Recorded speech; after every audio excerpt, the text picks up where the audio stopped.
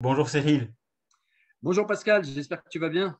Mais écoute, je vais bien et j'ai le plaisir en fait de te retrouver, pas pour la première fois, parce qu'effectivement on se retrouve, on a eu l'occasion déjà d'échanger pour d'autres vidéos. En particulier, c'était autour de nos histoires, j'ai envie de dire singulières.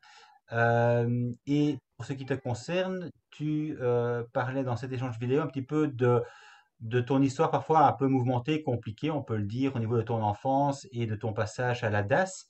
Et ce qui m'avait interpellé à l'époque, c'est que malgré cette difficulté et une vie quelque part complètement différente de la mienne, à un moment donné, tu t'es intéressé à Spinoza, ce qui est quand même un philosophe assez compliqué à comprendre, à entendre, et puis ça remue pas mal, c'est-à-dire que ça remet le cas échéant en perspective et ça bouleverse éventuellement pas mal aussi les convictions religieuses que l'on peut avoir. Et donc, ma première question que j'ai envie de te poser, Cyril, c'était de savoir finalement en quoi Spinoza te parle-t-il et t'a-t-il parlé par le passé, au point justement que tu effectivement en traites de manière régulière sur ta chaîne YouTube, mais également dans tes échanges avec d'autres sur Facebook, et en quoi également plus largement Spinoza peut encore nous parler aujourd'hui. Alors Spinoza a été intéressant. Alors je vais déjà dire pour moi pourquoi il a été intéressant et puis ensuite pourquoi je trouve qu'il est intéressant à notre époque. Pour moi, il a été intéressant parce que quand j'allais en mosquée, quand j'allais prier, donc voilà, on essaye, en tout cas moi je suis rentré dans cette religion pour essayer d'avoir un meilleur comportement puisque je venais de la DAS. J'avais pas de, comment dire, j'avais pas d'héritage en fait culturel, de code de vie en fait, hein, de mode d'emploi de vie. J'avais absolument rien. Et donc, du coup, bah, je me suis dit, l'islam, voilà, c'est ce qu'il y a à dispo quand on est dans des quartiers comme il y en a maintenant beaucoup en Europe. Et du coup, j'ai trouvé l'islam à disposition. Simplement, quand j'allais en mosquée et puis quand je voyais mes amis musulmans, je trouvais que leur comportement n'était pas non plus d'une hauteur éthique vraiment impressionnante. Alors, je me disais, bon, c'est peut-être parce que ce ne sont pas de très bons musulmans, peut-être que moi, je vais essayer de faire mieux. Et puis je voyais bien que voilà, les prêches et les écrits, le Coran, tout ça, ça ne me parlait pas énormément. C'était, je sais pas, il y avait un truc qui manquait. Il n'y avait pas de hauteur véritable au niveau spirituel. Il n'y avait pas de dimension spirituelle noble. Il y avait des bêtises. Il faut rentrer aux toilettes avec le pied droit. Il faut manger avec la main droite. Il faut dire pardon quand on fait ci. Il faut, enfin, bref, un mode d'emploi pour pantin, en fait, j'avais l'impression. Et, et, euh, et beaucoup de choses aussi qui étaient dites autour du sexe, où il y avait beaucoup de contraintes, il fallait contrir les désirs, il fallait vivre dans une espèce de contrition avec une chape de plomb où on devait étouffer toute envie de vivre. On avait vraiment cette impression. Alors, je l'analyse a posteriori, évidemment, sur le moment, je ne le sentais pas comme ça, mais je sentais juste un mal-être et je ne comprenais pas tellement pourquoi. J'ai toujours aimé lire, donc voilà, je l'ai dit dans d'autres vidéos où j'ai échangé avec toi, je ne reviens pas là-dessus, mais du coup, je suis tombé un jour sur Spinoza par hasard dans un dépôt-vente. Je suis tombé sur l'éthique et le traité des autorités théologiques et politiques. Alors, j'ai commencé à lire l'éthique, j'ai rien compris, c'est tellement aride, c'est tellement compliqué. Ceux qui sont déjà allés à l'éthique comme ça, c'est incompréhensible. Par contre, le traité des autorités théologiques et politiques est tout à fait accessible pour peu qu'on y mette un peu de temps, voilà, même si j'étais jeune, pour peu qu'on essaye de. Et du coup, l'angle de Spinoza est intéressant parce que l'angle de Spinoza, ça n'est pas simplement de se positionner en disant je crois en Dieu ou je ne crois pas en Dieu, ce qui a tendance à un petit peu focaliser, enfin, non, dualiser le débat. C'est-à-dire que, voilà, moi je crois en Dieu, toi tu n'y crois pas, nanani, nanana, et chacun reste sur ses croyances. Alors que Spinoza propose une voie que je trouve intéressante pour les croyants, croyants que je suis toujours d'ailleurs, mais c'est aussi intéressant pour quelqu'un qui voudrait sortir d'une religion, c'est-à-dire que en fait Spinoza te fait sortir de la religion en douceur, ou bien il te fait sortir de la religion tout en gardant ta croyance en une force suprême. Et il le fait parce que pour lui, en fait, je trouve que son argumentaire est très intelligent. C'est qu'en fait, il nous propose d'aller à la connaissance de Dieu, mais par la rationalité. C'est-à-dire que pour lui, Dieu est partout et dans tout. Dieu est immanent. Dieu est substance infinie qui est dans absolument tout. Donc, quoi que tu regardes, quoi que tu étudies, quoi que tu analyses, en fait, tu analyses une partie de la substance infinie que Spinoza appelle Dieu. Alors, le mot Dieu est très connoté. Pour Spinoza, Dieu, c'est comment dire, on pourrait dire l'énergie primordiale. On pourrait appeler ça la vie. Ce n'est pas véritablement un Dieu barbu qui juge, qui. D'ailleurs, Spinoza critique beaucoup ce Dieu anthropomorphique qui aurait les mêmes désirs que nous, les mêmes idées, les mêmes attentes, voire même, pour Spinoza, Dieu ne peut pas avoir de but. Puisque pour qu'il y ait but, il faut qu'il y ait écoulement de temps. Si Dieu est éternel, il ne peut pas s'écouler dans le temps. Donc, il ne peut pas avoir de but. Donc, si lui n'a pas de but, pourquoi nous, on en aurait un? Donc voilà, en fait, là, je t'ai déployé juste un exemple pour montrer que Spinoza, en fait, va, au lieu de nous avilir, comme il le dit lui-même clairement dans le traité des autorités théologico-politiques, au lieu de nous avilir avec des superstitions et avec des croyances infantilisantes qui nous rendent dépendants des textes, dépendants des professionnels de la religion, pareil, je cite, c'est ces mots, les professionnels de la religion, qui selon lui sont très prompts à nous dire comment vivre, mais ne s'appliquent pas ce qu'ils nous disent, et ce qu'ils nous appliquent en plus est idiot. Mais il nous invite à l'autonomie de la pensée, à l'autonomie de la spiritualité pour ceux qui veulent rester dans une spiritualité, mais ce n'est pas forcé. D'ailleurs, il y a de nombreux spinozistes qui pensent que Spinoza est athée et de nombreux spinozistes dont je suis qui pensent que Spinoza est déiste. Donc ça, c'est voilà, quand on lit un livre, chacun se l'approprie, chacun le comprend avec ses armes. Mais en tout cas, Spinoza met vraiment en pièces les monothéismes et il met en pièces ce Dieu qui est anthropomorphique à plus d'un titre. Il est anthropomorphique parce qu'il aurait un but, je l'ai dit. Il serait anthropomorphique parce qu'il juge, parce qu'il aurait des colères comme les hommes. Il aurait des envies qu'on lui baise les pieds, qu'on le prie, qu'on l'adule, qu'on le mette sur un piédestal, etc. Et pour Spinoza, Dieu ne peut pas être ça. Un Dieu parfait est forcément plus haut que nous, plus haut que ça. Et donc, du coup, pour un croyant sincère, je trouve que l'angle est intéressant parce que du coup, tu n'as pas l'impression de trahir ta croyance et de trahir ton envie d'aller voir Dieu. Au contraire, tu vas te dire, mais bon sang, mais le Dieu de Spinoza est 1000 fois plus beau que celui qu'on trouve dans les monothéismes. Il est 1000 fois plus éthique. Et là, tu commences à avoir une hauteur spirituelle qui est vraiment intéressante.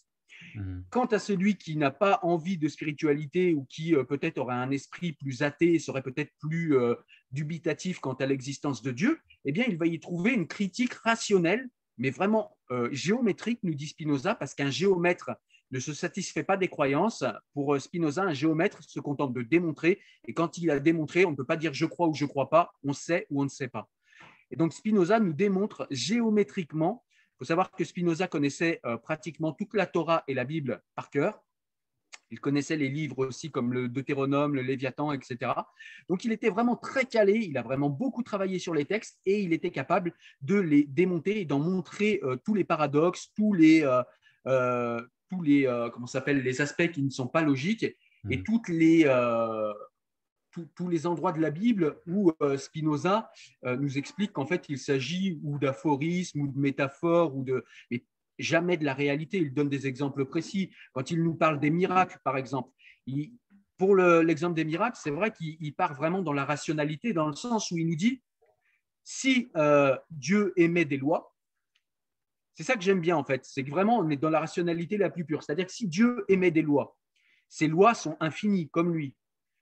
Faire un miracle, ça voudrait dire que Dieu émet une loi qui va à l'encontre de toutes ces lois. Ça n'a pas de sens. Dieu est infini, il connaît tout, il est détenteur du temps, donc Dieu ne peut pas faire de miracle. Donc ce qui nous est raconté dans la Bible n'est pas vrai, ça n'est pas possible, ça n'est pas logique, ça n'est pas rationnel. La rationalité, la mathématique de la physique, tout ça, c'est une création de Dieu. Dieu est forcément rationnel et logique. S'il ne l'est pas, si quelque chose n'est pas logique, n'est pas rationnel, ça n'émane pas de Dieu pour Spinoza. Ouais. Donc voilà, je ne sais pas si j'ai répondu à ta question. Je suis parti un peu. Non, non, tout à fait. On a déjà bien effectivement entamé la discussion sur qui est Spinoza, finalement, sa manière de philosopher, hein. Pour rappel, quand même, il est né le 24 novembre 1632 à Amsterdam et il est mort le 21 février 1677 à La Haye. C'est dire quand même que ça fait pas mal de siècles.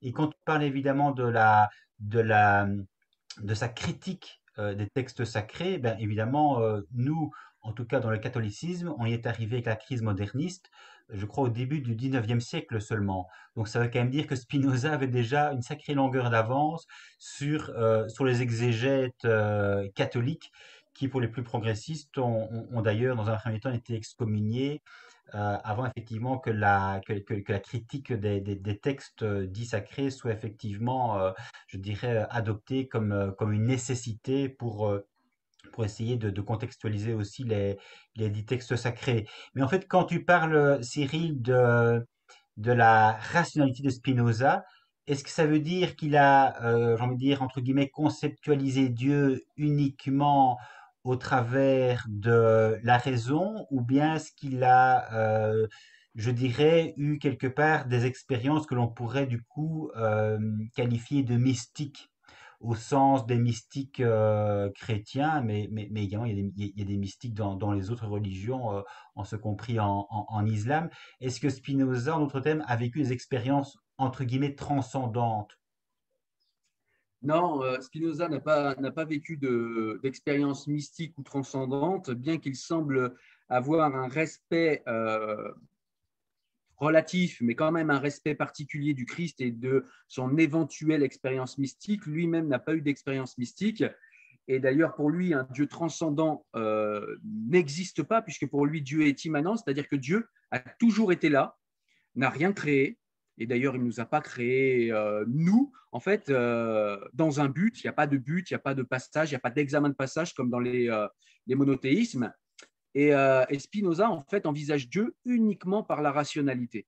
C'est-à-dire que pour lui, il n'y a qu'un seul moyen d'aller à Dieu, c'est d'y aller par la rationalité la plus pure. Donc voilà, ça c'est vraiment quelque chose qui est intéressant.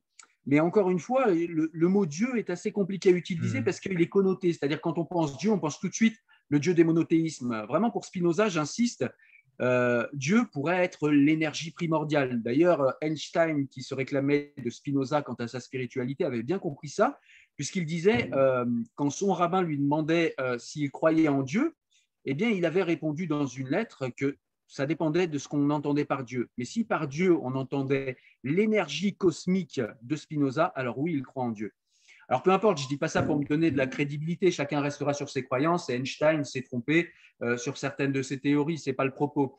Le propos, c'est simplement de dire que vraiment pour Spinoza, il était important de dire que son Dieu, le Dieu qu'il envisage, il le dit Deus sive natura, Dieu, c'est-à-dire la nature, c'est-à-dire que quand il dit la nature, il ne dit pas les marguerites et voilà. Pour lui, la nature, c'est le cosmos. Voilà. Hmm. Et pour lui, c'est ça, Dieu.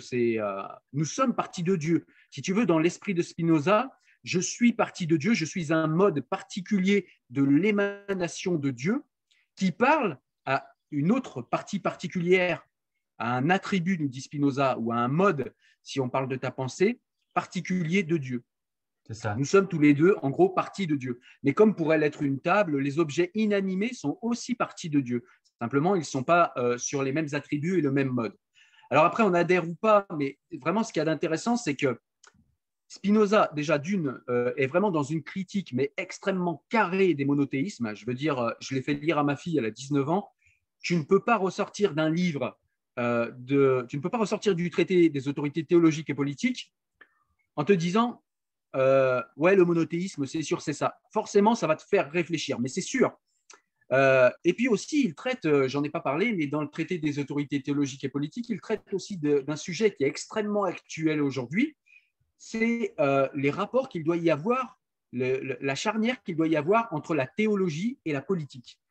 C'est-à-dire que Spinoza nous invite à réfléchir sur qui doit commander qui. Est-ce que le théologique doit primer sur le politique ou est-ce que le politique doit primer sur le théologique et pourquoi? Et selon Spinoza, évidemment, c'est le politique qui doit commander le théologique et le théologique doit rester à sa place, doit gouverner uniquement le spirituel et pas le temporel. C'est Alors ça. dit comme ça paraît assez banal aujourd'hui, mais Spinoza démontre le pourquoi du comment. Il ne se contente pas simplement de le dire, il explique pourquoi. Et il va assez souvent, alors pas trop dans le traité des autorités théologiques et politiques, quoique un peu, mais dans l'éthique, il va vraiment dans la psychologie humaine. C'est-à-dire que pour Spinoza, le fait même d'imposer une morale comme le fait l'Église, ça veut dire mettre un couvercle et une chape de plomb sur nos désirs. Ce qui fait de nous des marmites, des cocottes minutes, avec plein de désirs contris qu'on tient de toutes nos forces Tant qu'on n'est pas fatigué, puis le jour où on est crevé, bam, ça éclate. Et c'est un des premiers à avoir fait de la psychologie comme ça. Je me demandais pourquoi Freud, par exemple, se réclamait dans ses travaux de Spinoza. Bien, j'ai compris. Spinoza est un des théoriciens de l'inconscient, même si lui ne l'appelle pas comme ça. Donc voilà, il est vraiment intéressant C'est sur tous ces sujets-là. c'est un laïc, quoi, en fait, Spinoza. Là aussi, pour le coup, il est déjà en avance vachement sur son temps en comprenant qu'il est absolument indispensable de séparer la religion de l'État si effectivement on veut que chaque être pris dans son individualité puisse effectivement se réaliser pleinement en tant qu'être humain, sans, comme tu le disais, avoir une chape de plomb sur lui ou bien une sorte d'épée de Damoclès qui effectivement te tomberait dessus en fonction du bien ou du mal qui serait censé effectivement gouverner ta vie aux yeux des religions et de leurs dictates. Mais ce qui est intéressant, parce que tu en parlais également tout à l'heure en parlant du Christ, c'est vrai que j'ai lu en fait qu'il se sentait plus proche du christianisme que de l'islam, tout en s'étant pas converti au Alors, il se christianisme. Mais il se il sentait se, proche en fait de Jésus, en fait, du personnage Jésus. Exactement. Et pour lui, le christianisme et même les écritures saintes, qui pour lui ne sont pas saintes du christianisme, ont dénaturé ce qu'était Jésus. C'est-à-dire qu'effectivement, on sent qu'il a une tendresse pour Jésus-Christ, mais il n'a pas du tout de tendresse pour le christianisme. Vraiment, il lui règle son compte dans le traité des autorités théologiques et politiques. Vraiment, il lui règle son compte. Et il l'a fait également pour le judaïsme et un peu moins pour l'islam, bien que il explique dans une de ses correspondances que l'islam surpasse l'Église de Rome dans le fait de manipuler les gens et de les emmener vers quelque chose qui n'est pas éthique, parce que selon lui, l'islam n'a jamais fait la différence entre le spirituel et le temporel. C'est le grand défaut de l'islam pour Spinoza, et je pense qu'il a raison. Mhm. Et puis, il y a d'autres choses qui sont extrêmement actuelles chez Spinoza. Spinoza parle d'une liberté de pensée illimitée. Il parle également d'une liberté de dire, de parler, de penser. Il parle également du fait de guider les citoyens par la rationalité et uniquement par la rationalité. Et pas seulement pour aller vers Dieu, mais pour faire fonctionner la démocratie. Spinoza nous explique quand même il y a 300 ans qu'une démocratie ne peut pas fonctionner avec des citoyens qui ne sont pas instruits. Il faudra attendre en France la Troisième République pour avoir l'école gratuite, le moment où on a compris ça. Spinoza l'avait compris 200 ans avant. Donc c'est vraiment très intéressant pour tous ces aspects-là. Et Spinoza aussi, ce que j'aime bien, je te le disais en off, c'est qu'en France, on a une conception émancipatoire de la liberté. Donc, Mhm. je le redis pour ceux qui nous écoutent, c'est-à-dire que pour nous, Français, même ceux qui ne savent pas le verbaliser, on a cette ambiance, on est dans cette ambiance où, pour un Français, être aliéné, c'est-à-dire avoir un voile. C'est pour ça qu'en France, pendant très longtemps, toutes les sectes comme les témoins de Jéhovah, la scientologie est encore interdite. Les témoins de Jéhovah, c'est l'Europe qui nous ont imposé de les tolérer, parce qu'avant, c'était interdit en France. En France, on a un rapport assez agressif avec les sectes, parce qu'une aliénation pour un Français n'est pas une liberté. Comme ça pourrait être le cas pour les États-Unis, où on peut aller à la scientologie, on peut porter le voile, on peut faire partie du Ku Klux Klan ou des Nation of Islam. Toutes ces espèces de sectes, quand on est aliéné à ces sectes aux États-Unis, eh bien cette auto-aliénation n'est qu'un seul de nos droits. Enfin, même pour un Américain, le droit le plus important, c'est la liberté individuelle, la liberté de faire ce qu'on veut. Le Français, lui, va moins idolâtrer cette liberté individuelle, voire même il est capable de renier cette liberté individuelle pour aller vers une liberté émancipatoire qui va venir par l'instruction, par l'éducation et par la puissance de la rationalité. Qu'est-ce que ça a à voir avec Spinoza? Eh bien, c'est exactement ce que Spinoza propose dans ses livres, c'est de nous émanciper, de nous autonomiser et de nous rendre libres par la puissance de la rationalité et par l'émancipation de notre condition, même s'il n'utilise pas ces mots, mais en tout cas l'émancipation de notre communauté. Et puis Spinoza est universaliste, mine de rien. Pour Spinoza, les Juifs, il le dit clairement, les Juifs sont restés ce qu'il appelle un empire dans un empire, c'est-à-dire une nation dans une nation. Et là, il critique le communautarisme juif en disant que les Juifs se sont attirés la haine des autres nations parce qu'ils ont gardé leurs us et coutumes à l'intérieur de nations qui n'ont pas les mêmes us et coutumes. Et pour Spinoza, il faut aller vers la puissance de la rationalité, puisque la rationalité est la seule chose que nous avons tous en commun et qui nous est universelle à tous les êtres humains. Et ça permettrait, selon Spinoza, encore une fois, il le dit clairement, de s'émanciper des fadaises de la religion et de s'émanciper des professionnels de la religion qui ne cherchent qu'à les infantiliser et à les avilir pour les contrôler. Mhm. Et comment, du coup, en fait, Cyril, tu expliques que malgré l'esprit des Lumières qui précisément a traversé la France depuis des siècles, comment est-ce qu'on arrive malgré tout justement et précisément en France à avoir une telle difficulté pour certains musulmans précisément d'œuvrer, j'ai envie de dire, en vue du vivre ensemble et non pas d'œuvrer en vue de permettre à l'islam d'être de plus en plus présent avec justement le communautarisme que ça implique. Et le premier communautarisme visible, peut-être, c'est justement le fait de voiler les femmes, parce que là de fait, c'est une sorte de marquage visuel. Comment tu expliques cette tension qui paraît un peu inextricable entre un souhait de vivre de manière bienveillante, apaisée, en gardant justement ses propres convictions religieuses, quelles qu'elles soient, dans la sphère privée, et le fait pour certains de vouloir absolument effectivement manifester cela envers et contre tout, et je dirais non seulement évidemment dans la sphère publique, ce qui est autorisé, mais également dans les administrations, dans l'établissement scolaire, dans les piscines, etc. Alors, je pense qu'il y a plusieurs éléments qui entrent en jeu. Je ne vais pas en faire une liste exhaustive, mais je vais parler des principaux. Les principaux, c'est selon moi déjà une immigration massive. On a beau dire ce qu'on veut, on va peut-être me dire que je dis comme Zemmour ou que je dis comme ces gens qu'il faudrait haïr par principe. Mais je pense qu'il y a quand même une histoire d'immigration parce que l'immigration des pays arabo-musulmans et du Maghreb, en l'occurrence pour la France, est vraiment différente des autres immigrations intra-européennes qu'on a eues, puisqu'on vit vraiment selon des anthropologies qui sont différentes. On voit les choses vraiment d'une manière très différente.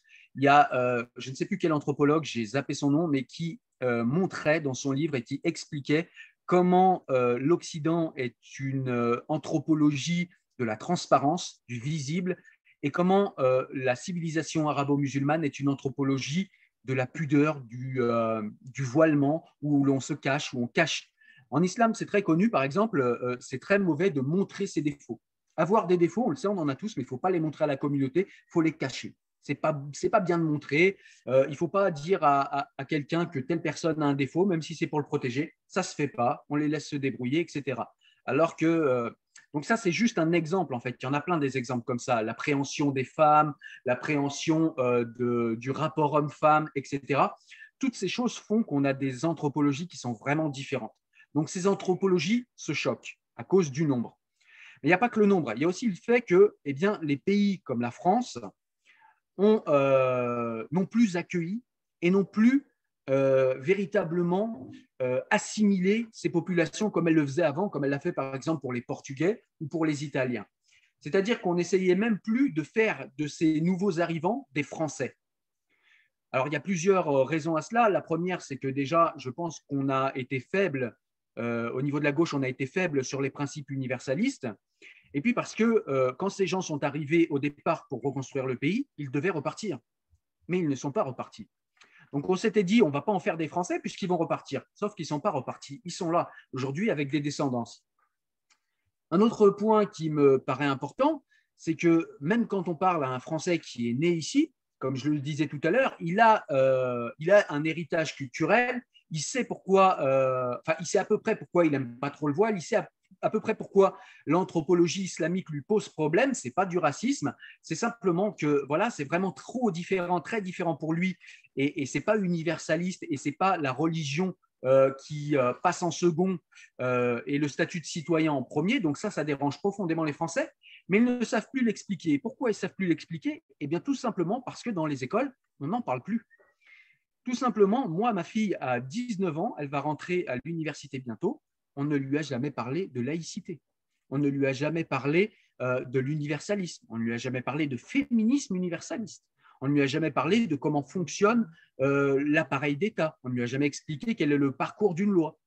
C'est-à-dire que l'instruction civique dans notre pays n'est plus enseignée. Je crois que c'est 1 heure tous les 15 jours et il parle de trucs qui n'ont absolument aucune utilité concrète dans la société. Donc, on n'apprend plus tout ça. Donc, on a aujourd'hui une génération de citoyens, et c'était déjà le cas pour ceux de mon âge, on a une génération de citoyens, quand on lui parle de laïcité, il ne sait pas.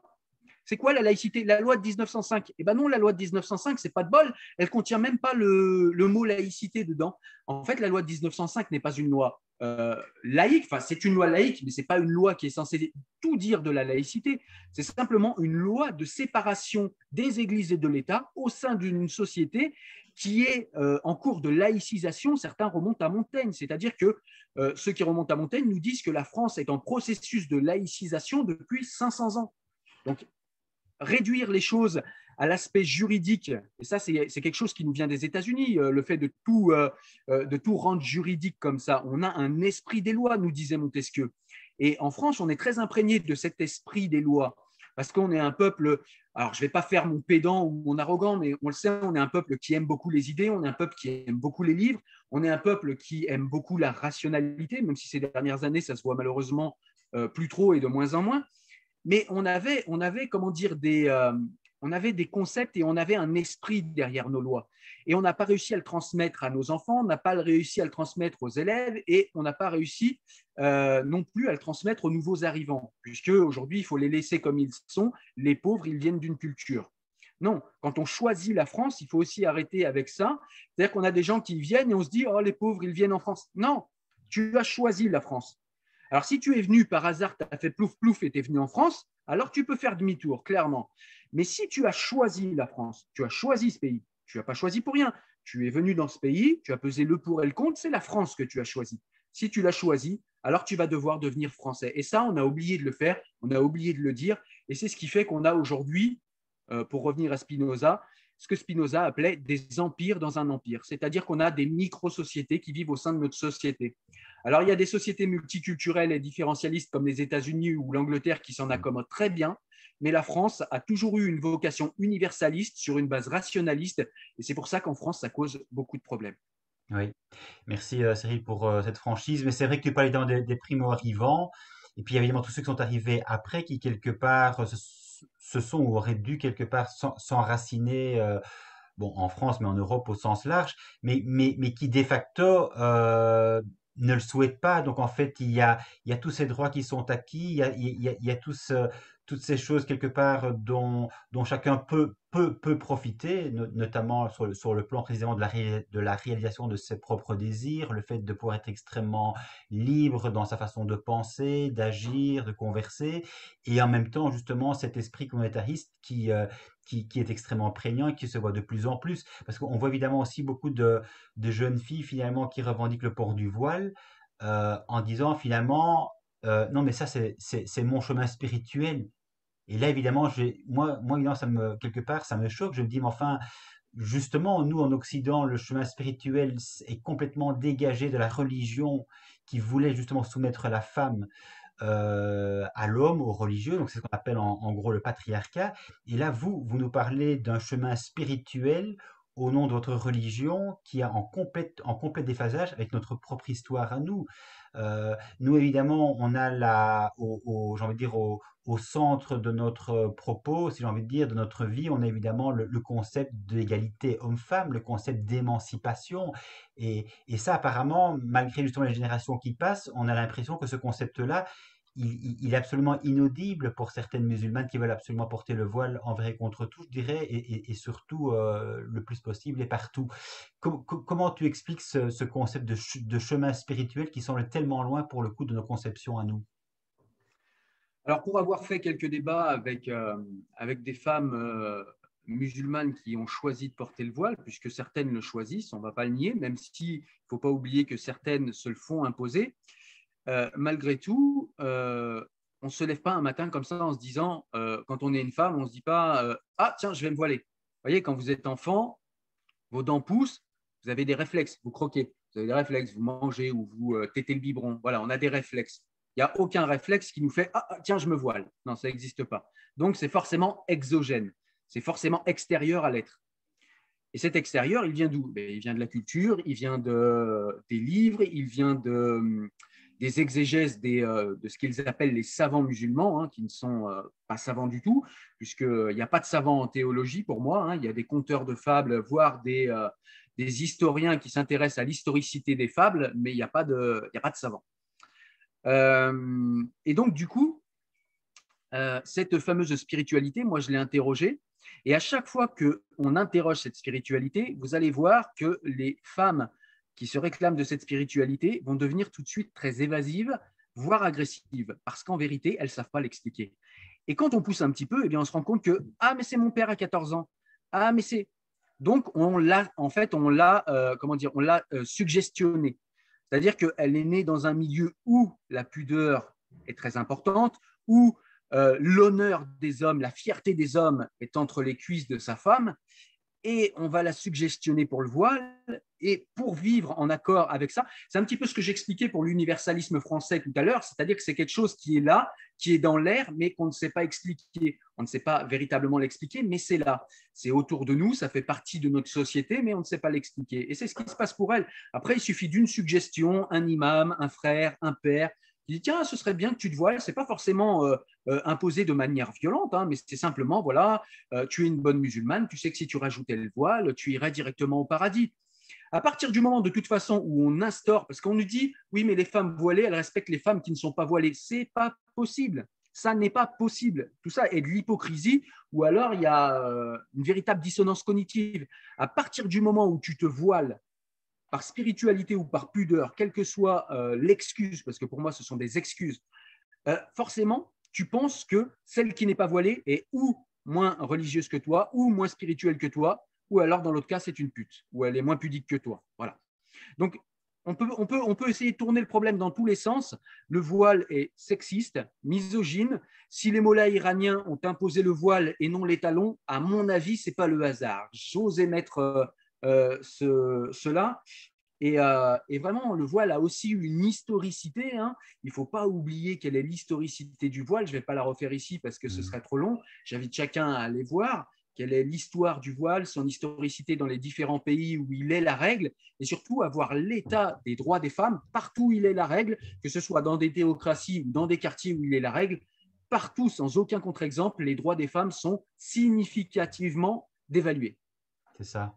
Mais on a l'impression, évidemment, Cyril, aussi, quand je t'entends, que de nos sociétés, évidemment, qui sont parfois un petit peu molles, parce qu'il y a la peur d'être taxé d'islamophobe, de raciste, et quelque part, nos lois sont un petit peu, je veux dire, malmenées pour essayer justement de mettre de la discrimination là où il n'y en a pas, au nom d'une liberté religieuse un petit peu à tout craint. Mais on a l'impression aussi, évidemment, qu'il y a une revendication de plus en plus poussée de la part de certains, qui sont évidemment soutenus par des associations aussi. Vous avez eu le CCIF en France qui a été dissous, mais qui est venu chez nous en Belgique aux côtés du CCIB. Donc, on a l'impression que l'histoire effectivement se reproduit et qu'il y a une nécessité absolument incroyable de la France d'un côté, et puis maintenant effectivement ici en Belgique. Mais donc, ces droits de plus en plus, évidemment, se manifestent aussi au travers des accommodements raisonnables.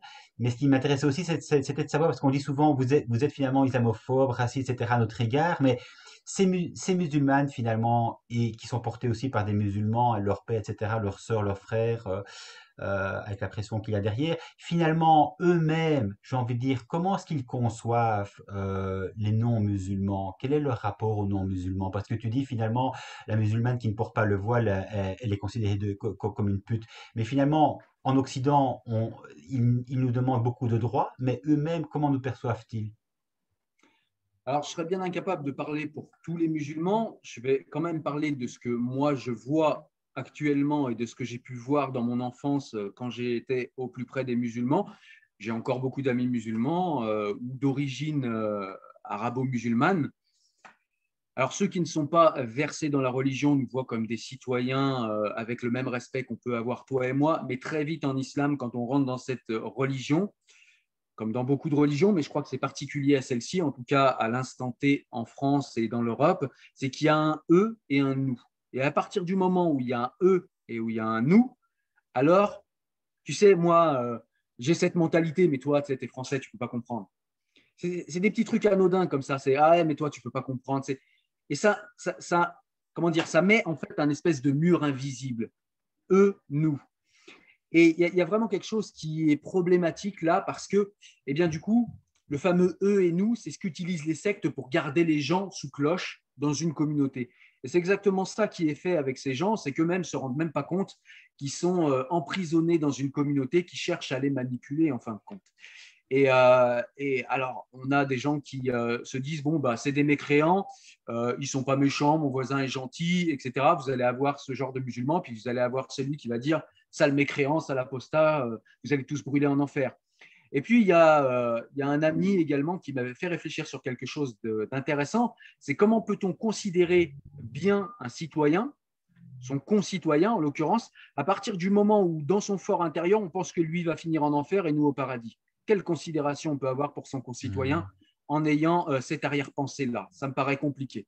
Certains diront que si, que là, que ouais, tout ça c'est du maquillage pour cacher la saleté. Mais en vérité, si je pense que mon voisin va finir en enfer et moi au paradis, quelle bienveillance je peux avoir envers lui? Si ce n'est une bienveillance intéressée pour qu'elle rejaillisse sur moi, mais il n'y a pas de véritable bienveillance là-dedans. C'est ça. Un peu, bon, on a un peu l'impression que du coup, la Oumma sépare un peu le monde en deux, quoi. Les musulmans et Ah les oui. mécréants, les purs et les impurs. Et donc avec une difficulté de voir l'autre sur un plan d'égalité. Mais ça, c'est un petit peu évidemment propre à toutes les religions, lorsque la loi divine est censée être supérieure aux lois de la République ou aux lois simplement civiles. Ouais, et puis il y a aussi un aspect qui n'est pas forcément en rapport avec ce que je viens de dire, mais dont je voulais parler avant d'oublier. C'est tout simplement qu'on voit que les gauches européennes sont très faibles, voire même sont parfois du côté de ces islamistes. Ça a été beaucoup le cas en France. Je ne sais pas comment c'est en Belgique, mais je crois que c'est à peu près la même chose chez vous. Et, euh, et en fait, il y a parfois comment dire, de la bonne volonté chez ces gens de gauche, mais ce qu'ils ne comprennent pas, c'est qu'en fait, eux sont des libéraux. C'est-à-dire que pour eux, le droit individuel avant tout. Et ils réduisent la liberté à un sac de droits. C'est-à-dire qu'ils confondent le droit et la liberté. Je te donne un exemple. Si par exemple, demain, je conquiers un nouveau droit, ou quelqu'un dans la société française conquiert, ou dans la société belge conquiert un nouveau droit, qui serait le droit de travailler le dimanche. Si je suis contraint par mon crédit voiture ou mon crédit maison ou par la nécessité de me nourrir, de travailler le dimanche parce que je n'ai pas assez d'argent, ce droit se transforme en aliénation. Et le problème des libéraux, la gauche est très libérale, libérale au niveau sociétal, hein, on le voit, la GPA, la PMA, le mariage pour tous, etc. Toutes ces lois ne sont pas forcément critiquables, mais elles sont sur un logiciel ultra libéral, c'est-à-dire que le but est de conquérir toujours de nouveaux droits.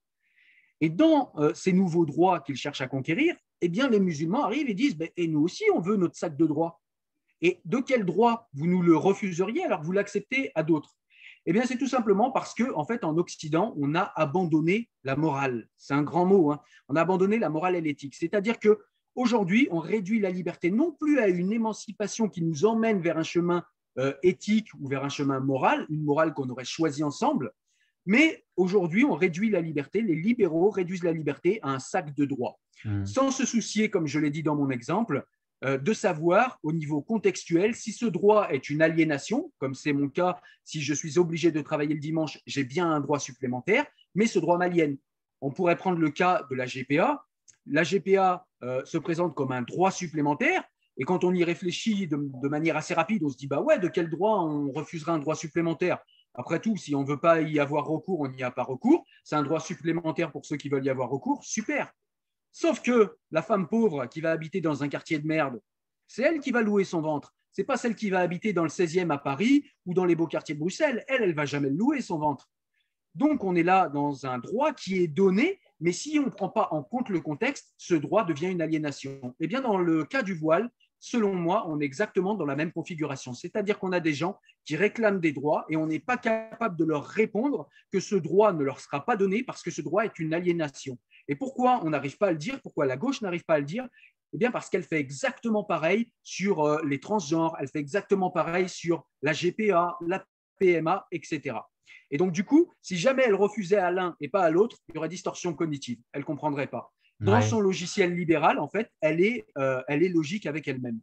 Voilà, c'est malheureux. Moi, je pose l'état de fait. Après, à chacun de nous de choisir ce qu'il veut comme société. Mais c'est en tout cas logique que les plus libéraux, la gauche est historiquement plus libérale, et c'est normal que les plus libéraux défendent en fait un droit supplémentaire, quand bien même ce droit serait une aliénation supplémentaire. Ouais, mais oui, mais je comprends bien évidemment ce que tu dis, Cyril, mais c'est vrai qu'en même temps, La montée de l'islamisme est une réalité que l'on peut difficilement nier. On peut difficilement nier que c'est un réel danger. Bon, tu sais comment, il y a eu notamment Kamel Daoud qui en a beaucoup parlé, qui en parle encore. Il y a Boualem Sansel, il y a évidemment Zineb qui s'en prend plein la figure dès qu'elle effectivement ose parler de laïcité et de laïcité au-dessus, pardon, des lois religieuses pour le coup. Et par ailleurs, on a justement cette gauche que, qui a ses accointances avec un certain islam, qui ne semble pas avoir le problème, qui non seulement ne le voit pas, mais semble justement soutenir aussi d'une façon ou d'une autre les islamistes, en tout cas leur laisser un boulevard. Donc on a l'impression là qu'il y a, il y a un jeu qu'on comprend mal, dans la mesure où si l'idée quand même c'est de vivre ensemble, il faut quand même oser le débat, oser pointer effectivement les problèmes et du coup les résoudre. Or ça visiblement c'est compliqué, même si en France par rapport à la Belgique on en parle beaucoup plus facilement, il y a des débats chez vous qui peuvent être extrêmement houleux, mais au moins les débats ont lieu. Chez nous en fait c'est beaucoup plus timoré, c'est laissé sous le tapis. Et dès qu'une personne, en réalité, pour peu qu'elle soit invitée dans les médias à s'exprimer, dès qu'une personne ose s'en exprimer, le lendemain, en fait, elle est complètement déchiquetée en pièces par la bien-pensance, que ce soit les écolos, le PS ou d'autres. On a vraiment l'impression qu'il y a une cécité absolument incroyable et donc un débat qui reste enfermé sous une chape de plomb. Mais en France, comment expliquer finalement ceux qu'on appelle les idiots utiles de l'islamisme? Ces gens, effectivement, ont, ont toute l'attitude pour laisser faire. Alors, je pense qu'ils ont des intérêts communs. Et puis, les islamistes, je pense, ont bien compris ce que je t'expliquais juste avant sur les libéraux. Tu remarqueras que les islamistes parlent beaucoup des lois. Ils aiment bien nous dire ah, mais faut s'en tenir à la législation, il faut s'en tenir au texte légal. Parce que on a oublié, nous aussi, en Occident, qu'un texte, que ce soit un texte saint ou un texte juridique, et là je parle en présence d'un avocat de métier, ça s'interprète. Et eux, ils tiennent à ce que les textes restent le plus flou possible, de manière à les interpréter à leur sauce. Et c'est exactement là-dedans qu'ils rentrent. Et comme je l'ai dit tout à l'heure, on a un pays, et notamment une gauche, qui ne sait plus défendre ses valeurs, qui ne connaît plus l'essence de la laïcité, j'ose le mot, et qui ne connaît plus l'essence de l'universalisme ou même de la, comment dire, de la culture européenne. Il y a une vraie culture européenne. On le voit bien quand il y a une émigration, ça pose aucun problème. Moi, quand je vais en Belgique, j'ai pas l'impression d'être dépaysé plus que ça. Si ce n'est que je suis obligé de manger des frites tout le temps, mais, Elles sont mais sinon, meilleures. mais sinon, j'ai pas l'impression d'être plus dépaysé que ça. Par contre, si je vais en Algérie, je vais le sentir, mais d'une manière Hmm. très nette. Et c'est pas être, comment dire, c'est pas être désobligeant que de reconnaître qu'il y a une différence qui est plus importante et qu'il y a des anthropologies différentes. Maintenant que tous ces gens sont sur notre territoire, maintenant, pour moi, on n'a plus que deux. Et effectivement, les islamistes appuient là-dessus. C'est-à-dire qu'aujourd'hui, on a une deuxième, troisième et quatrième génération de ces immigrés qui sont sur notre territoire. On a on va vers de grandes frictions et on les réassimile ou on les réintègre selon le vocabulaire de chacun. Certains vont trouver l'assimilation trop agressive, oppressive, bien que l'assimilation, ce ne soit pas gommer toute altérité. Je le rappelle, c'est tout simplement adopter l'histoire, les us et coutumes de la société dans laquelle on a choisi de vivre. J'aime bien Lydia Guirousse qui, par exemple, dans son livre Assimilation, justement, nous dit que c'en est assez d'être c'en est assez d'être français de papier, ça marche pour la Belgique. Il faudrait un petit peu être français de cœur. Et on a un petit peu oublié, aimer une nation, c'est aussi ça, c'est y être avec le cœur. Et si on ne l'aime pas, voilà, je crois que le Coran nous parle de voyage quand il y a des problèmes. Hmm. Et voilà, donc c'est une espèce de dialectique entre une gauche qui ne sait plus où elle habite au niveau des valeurs, on le voit bien, hein, qui ne défend plus les valeurs d'émancipation comme c'était le cas dans toute l'Europe, même s'il y a une particularité universaliste en France, toute l'Europe globalement à gauche est dans un logiciel d'émancipation. Eh bien, elle a abandonné ce logiciel, elle a abandonné la laïcité. Du coup, il nous reste deux choix. Comme je le disais, ils sont là aujourd'hui. Donc, ou on va vers de grandes frictions et on les remet à leur place, ou bien on va devoir vivre dans le multiculturalisme, chacun dans des sociétés étanches, et l'influence des États-Unis aidant, eh bien, tu sais vers quelle direction on va, quoi. Vers ce Mhm. multiculturalisme bien pratique qui nous mène en ce moment à gauche, je ne sais pas vous en Belgique, mais chez nous en France, qui mène nos intellectuels vers un racialisme où on voit tout à l'aune de la race alors qu'on sait qu'elle n'existe pas. Ce qui est très étrange que l'identitarisme racialiste revienne par la gauche, c'est vraiment quelque chose que je n'aurais pas cru. Oui, ben, je pense qu'on vient un peu la même chose, mais peut-être de manière plus accélérée, parce que je le disais, le débat chez nous ne peut pas avoir lieu sans d'énormes frictions. Mais c'est vrai qu'on on voit clairement, évidemment, un délitement arriver de plus en plus à vitesse grand V, et on a l'impression, évidemment, que mettre des garde-fous, ça ne fait que jeter de l'huile sur le feu, c'est-à-dire que c'est très compliqué, finalement, de mettre évidemment des limites là où précisément on ne les a pas mises au fur et à mesure. On a l'impression de Ouais, mais nouveau c'est qu'on... possible, hein. C'est possible. Je me permets justement avec ta Oui, permission de t'interrompre, mais on l'a fait en France pour oui. le voile à l'école. On nous promettait la guerre civile, on nous promettait. Il ne s'est rien passé. La Mhm. loi est passée, tout le monde la respecte. S'il y en a qui arrivent à ne pas la respecter, la police vient. Point. En fait, on fait tout un. On se bat parce qu'il y a des gens qui font beaucoup de bruit. Il y a une base militante très active qui fait beaucoup de bruit et qui joue en fait sur les motifs, sur la victimisation, sur la culpabilisation. Vous, grand homme blanc qui nous avez colonisés, vous vous rendez compte, vous êtes encore là à nous imposer. Oui, mais là, c'est différent. Il ne faut pas confondre. On nous parle même de colonisation culturelle sur notre propre territoire. Les gens, en fait, espèrent comprendre qu'il pourrait y avoir sur notre territoire une colonisation. Alors, si effectivement la période coloniale est révolue, et je trouve que c'est une bonne chose, je refuse de la condamner, puisqu'à l'époque, c'était, voilà, ça se passait comme ça, et seules les nations fortes colonisaient, les nations faibles étaient colonisées, mais pas parce qu'elles étaient plus éthiques, juste parce qu'elles étaient faibles.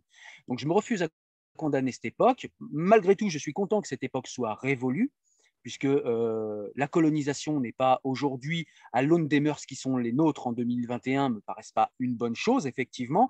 Et si comment dire, si le colonialisme existait encore, je serais le premier à me battre contre.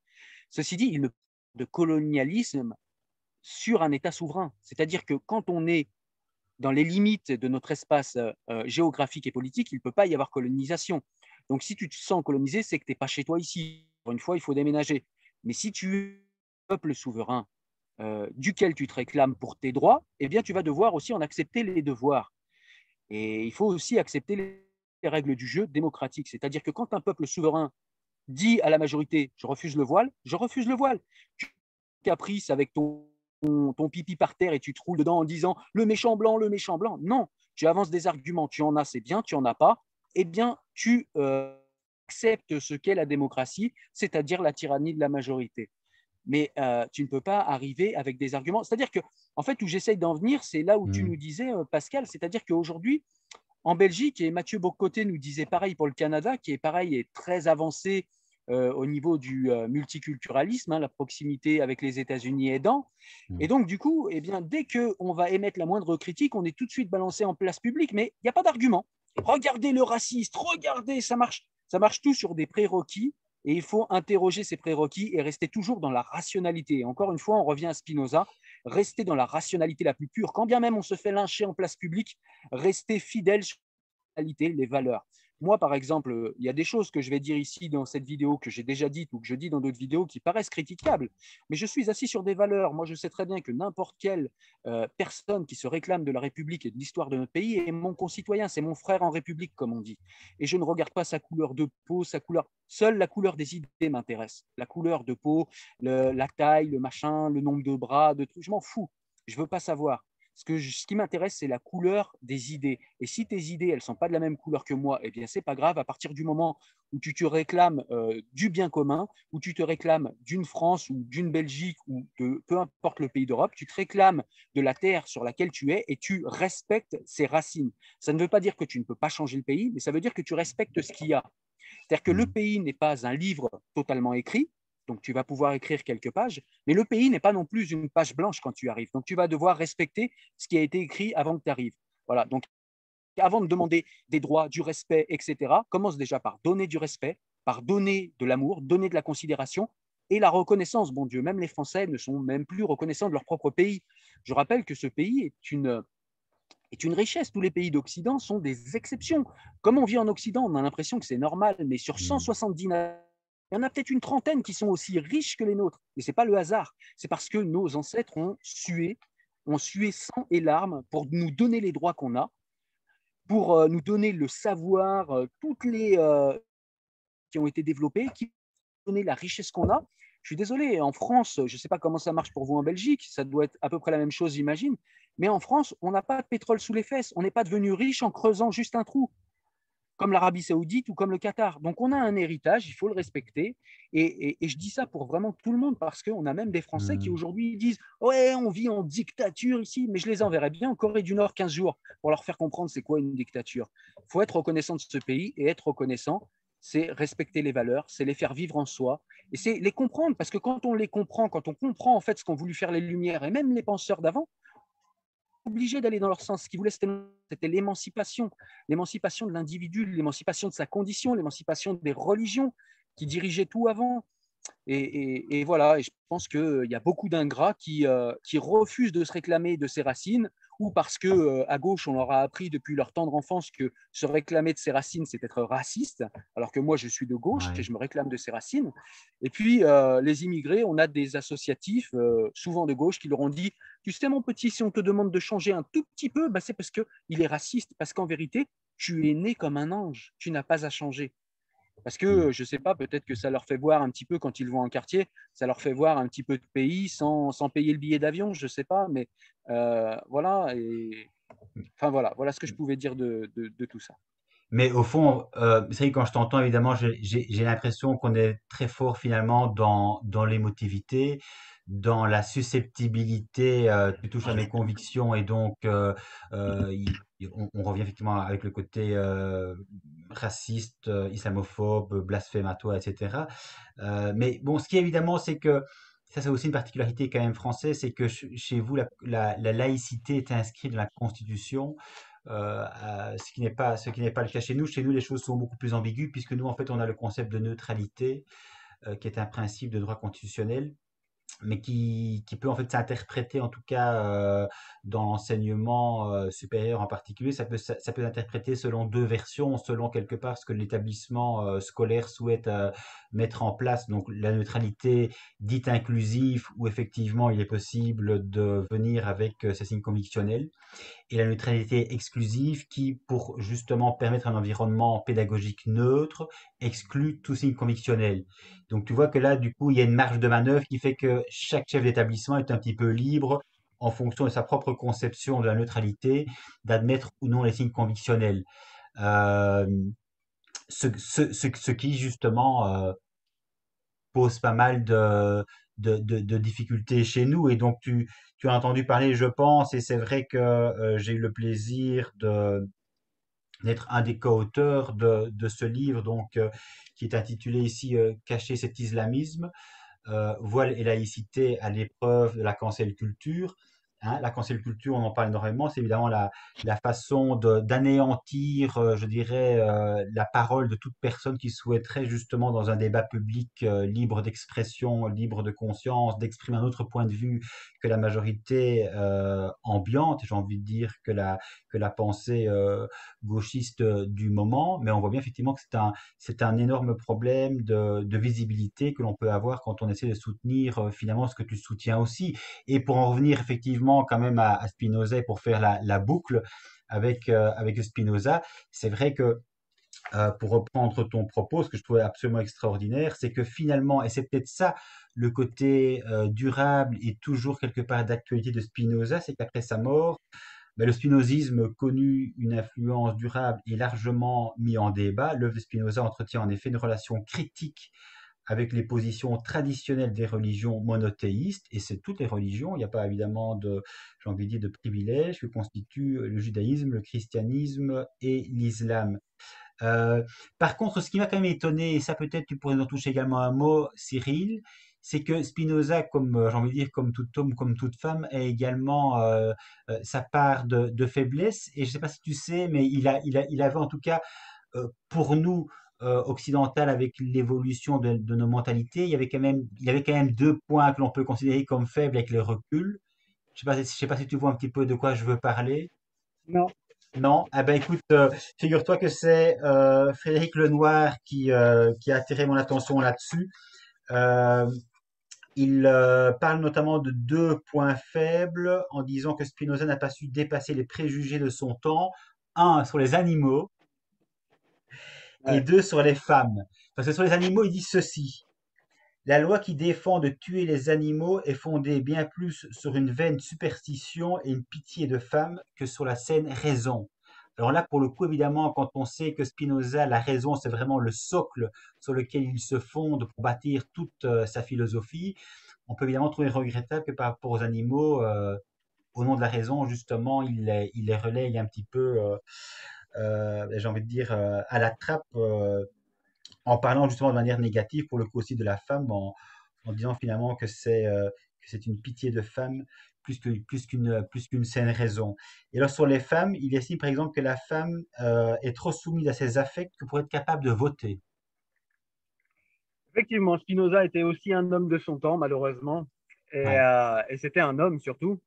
Et effectivement, il était encore dans ces préjugés-là.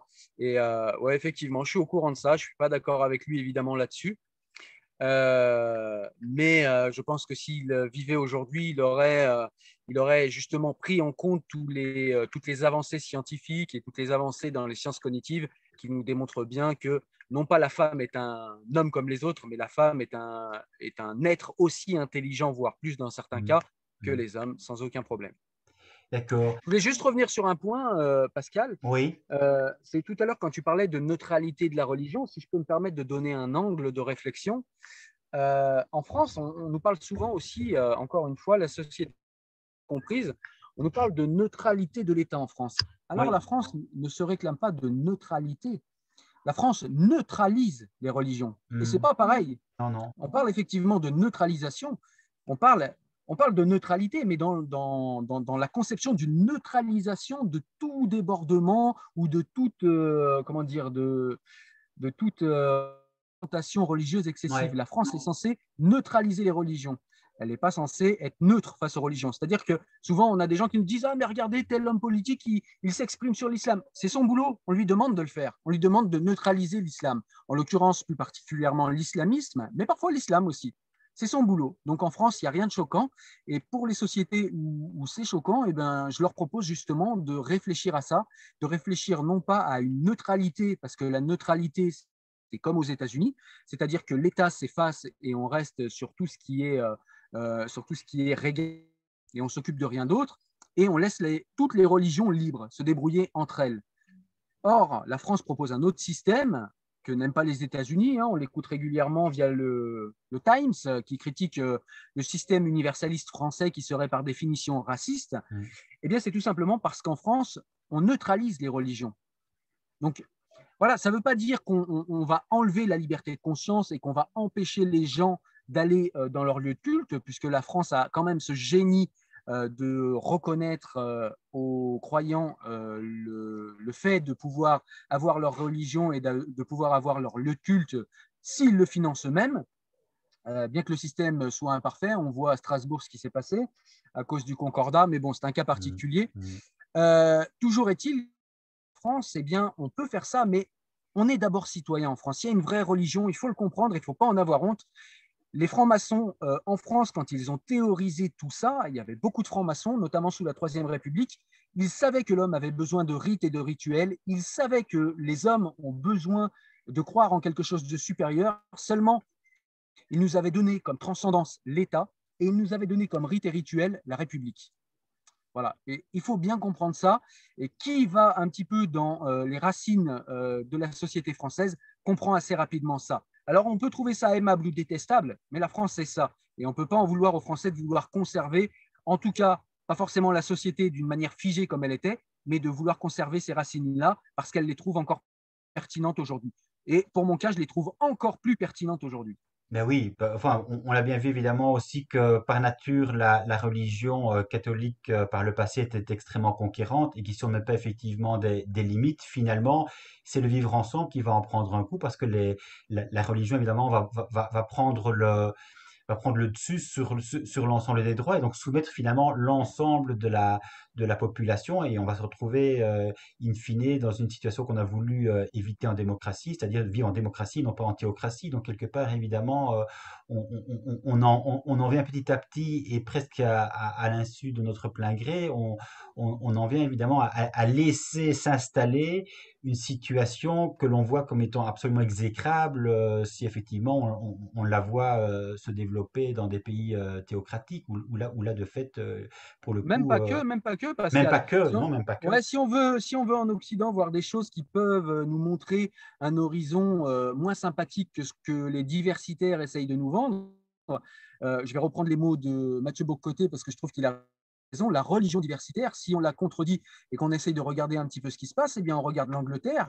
Et qu'est-ce qu'on voit? On voit des sociétés complètement communautarisées avec des tribunaux islamiques, avec des citoyens anglais qui dépendent d'abord de tribunaux islamiques avant de dépendre de tribunaux anglais.